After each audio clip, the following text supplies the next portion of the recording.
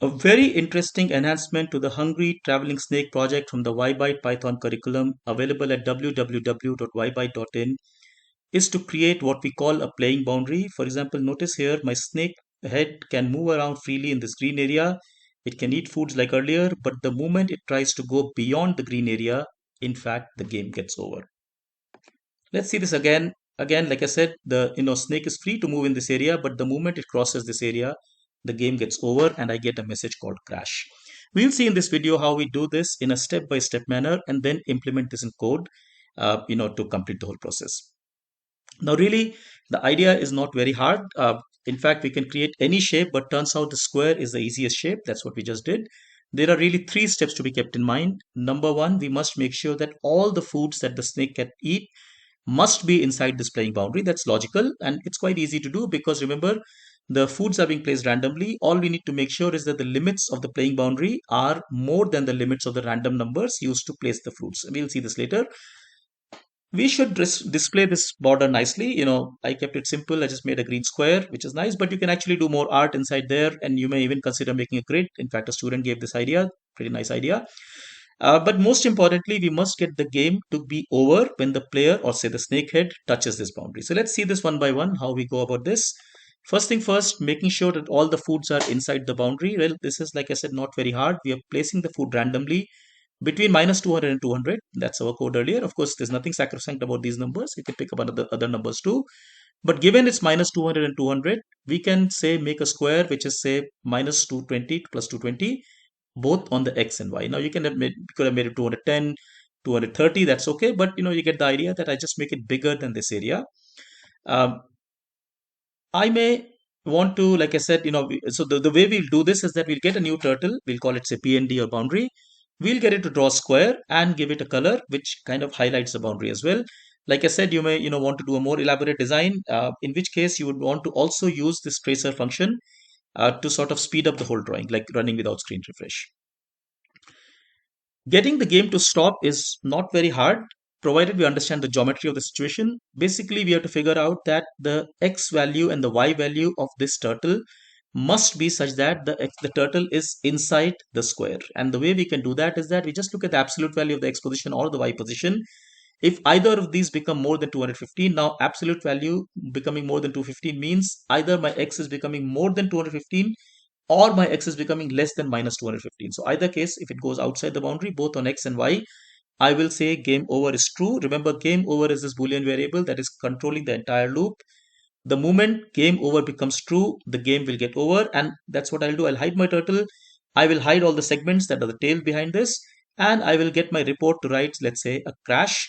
And like I was showing you earlier. Now, before I get on to writing this code, there's a couple of things I want to sort of make you think. First thing first, why do you think we are using the absolute value and what will happen if we did not do this? Number two, why is it that we are using an or over here and not an and? I urge you to sort of think about this a little bit. Happy to, read your comments if you have any, but such ideas and such thoughts will trigger you to think better and, are pretty nice programming exercises.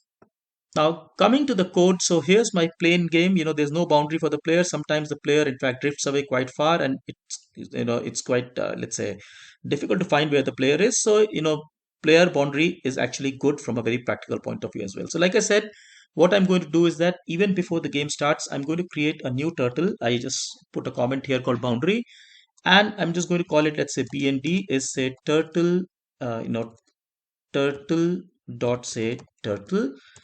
So turtle dot say turtle.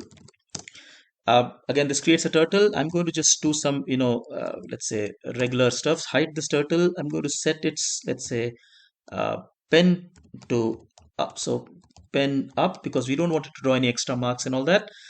I will also set its speed to 0 so that it just does the job quickly. There's no, let's say, animation stuff because we really don't need that. Having done this, I will make this turtle, let's say, go to the first corner, which is say in my case minus 220 minus 220. That's the bottom left corner. And I'll put the pen down. So bnd dot say pen down. Now this is where it'll start drawing something. And now having done this, I just need to put, let's say, a few, go to statements and I'll do it, let's say, rather carefully. So 220 minus 220. 220, say 220 minus 220, 220, and minus 220 minus 220. Now again, this is straightforward. I want the square to be also filled, so let's just give, let's say, b and d dot say begin underscore fill, and of course I must end this filling somewhere, which is at the end of the of the square. So I come in here and I say uh, b and d dot say end fill. Now, in order to make the color look nice, I just say b and d dot say fill color, let's say light green. Now again, no compulsion whatsoever that you must use this, but you get the idea. I can use any color, in fact. Now let's see this working.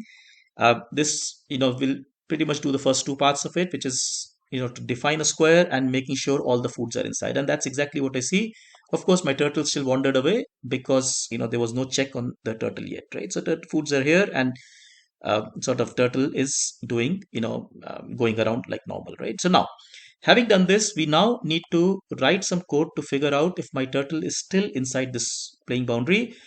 I do this inside the main loop, which is, remember, while game over is, so that while loop over here is say while game over is false, or say while not game over, I will say at the very end, and that's logical. So before I move from here, I just say, look, if my, so I'll use, maybe I'll just use this piece of code and I'll kind of rewrite this a little bit. So I say, okay, look, if my, let's say, so we don't need this. Say if absolute value of say t dot x core is say greater than say 215, or absolute value of t dot y core is, let's say, greater than 215. Now again, 215 I've chosen so that it's slightly less than that the boundary, which is 220. If that happens, I set the game over to true. I can close this. I can um, let's say clear everything the turtle is on. I can leave this also, actually not a problem. I can hide the turtle. I can hide all the segments, and I'll get my report to write, for example, now I'll say, let's say, crashed or something like that. Yeah, I think this should be fine, but I need a space over here. Now let's see this working. And we will have to refine this a little bit. So let's kind of first see this working. So when I run this code now, I get my turtle in there. My turtle is kind of moving around. If I were to try to go let's say beyond the boundary, notice this crash, but also notice that I see this extra little bit of sort of trace coming out there. Now why did this happen? Let's try to understand. Basically, my game got over here. I mean, my condition that I hit the boundary happened over here. So let me just put a comment as well so that's easier to understand. So hitting the say boundary, my condition that the hitting the boundary happened over there, I set the game over to true, but remember there's still all this code happening behind this, which means that I'm also going to move another further 20 steps after this. And remember, my pen is down, so I actually end up making this extra mark. So like I said, we could have cleared everything. That in this case we will not see any of this. But another method we could do is to just say, well, t dot pen up, in which case, yes, the turtle will move another 20 steps because of this t dot forward, but it won't make any mark, and that looks kind of nice. Notice I get this message called crashed, and this is pretty cool.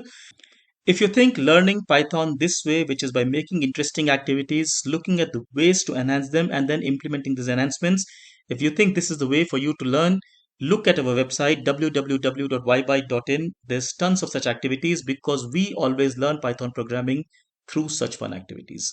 Take care. Thank you so much. Bye bye.